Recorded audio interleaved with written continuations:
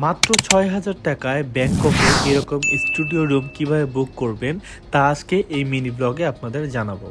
Hello guys, আসসালামু আলাইকুম। This is সজল, আপনাদের ভাইয়া। Welcome to my new blog. তো আমি আছি এখন থাইল্যান্ডের ব্যাংককে। ব্যাংককে অনেক বেশি ট্রাফিক থাকার কারণে আমি অলওয়েজ এখানকার যে বাইকগুলা সেগুলি হচ্ছে আমি রাইড নিয়ে থাকি। কারণ এখানে যদি আমি গাড়ি নিয়ে ঘুরি সেক্ষেত্রে আমার অনেক বেশি সময় লস হয়ে যাবে। দ্যাটস ওয়াই আপনারা ব্যাংককে আসলে অবশ্যই বাইক নিয়ে ঘোরাঘুরি করবেন, সেক্ষেত্রে আপনাদের টাইম অনেকটা সেভ হয়ে যাবে। সো কথা না বাড়িয়ে আমরা এখন চলে যাচ্ছি ভিডিওর মেইন পয়েন্টে। আর আমি যাচ্ছি এখন ব্যাংককের সুকুমভিতে। আজকে যে হোটেলটাতে চেক ইন করতেছি এই হোটেলটার নাম হচ্ছে অ্যাডমিরাল সুইটস। রুমের গেট খুলেই আমি হোটেলের অ্যাম্বিয়েন্স দেখে আই ওয়াজ জাস্ট শক।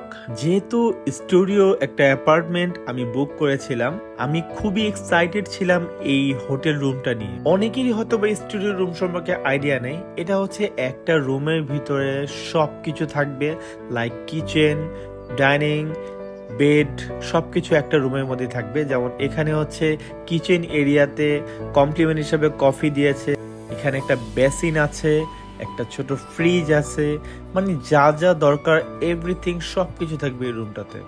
আমার ইচ্ছা আছে আমি যদি কখনো বাইরে শিফট হই আমি কিন্তু অবশ্যই একটা স্টুডিও রুম নিব। আর কিচেন সাইডটা ক্যাবিনেটের মধ্যে অনেক বেশি স্পেস ছিল। অ্যাকচুয়ালি এই স্টুডিও রুমটা যারা হচ্ছে অনেক দিনের জন্য দেশের বাইরে কোথাও ঘুরতে আসে ওদের জন্য অনেক বেশি বেনিফিশিয়াল হবে, কারণ এখানে আপনি থাকলে কিন্তু একটা হোমলি ফিল পাবেন। আর ভিডিও শেষে আমি শেয়ার করে দিব যে বাংলাদেশে বসে আপনি ব্যাংককের এই সুইটস গুলো কিভাবে খুব রিজনেবল প্রাইসে বুক করবেন। অন দ্য আদার সাইড এখানে টিভি ছিল, একটা শোকেস ছিল এবং এখানে সিঙ্গেল বেডের দুইটা বেড ছিল। যেহেতু আমরা দুইজন থাকতেছি এই জন্য আমরা সিঙ্গেল বেডের দুইটা বেড আমরা বলেছিলাম।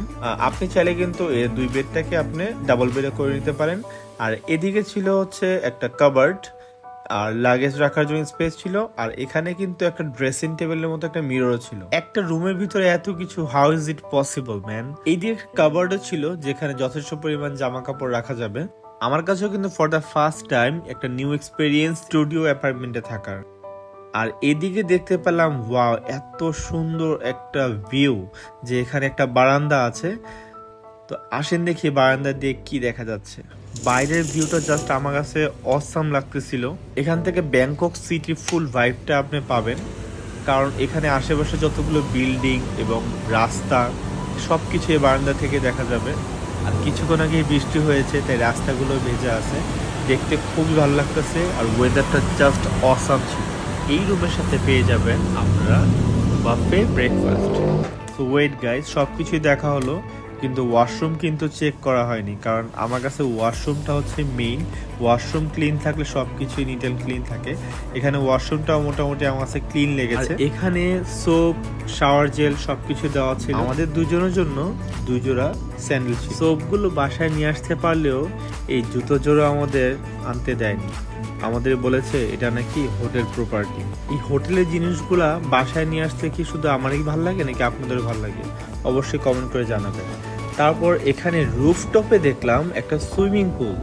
সুইমিং পুলের পাশাপাশি এখানে জিমও আছে। তো এই সুন্দর স্টুডিও অ্যাপার্টমেন্টটা বুক করার জন্য আপনারা অবশ্যই ট্রাভেলের সাথে যোগাযোগ করতে পারেন। আমি হচ্ছে ওদের লিঙ্কটা হচ্ছে ক্যাপশনে দিয়ে দিই। আমার এই মিনি ব্লগটা কেমন লাগলো অবশ্যই কমেন্ট করে জানাবেন। আসসালামু আলাইকুম।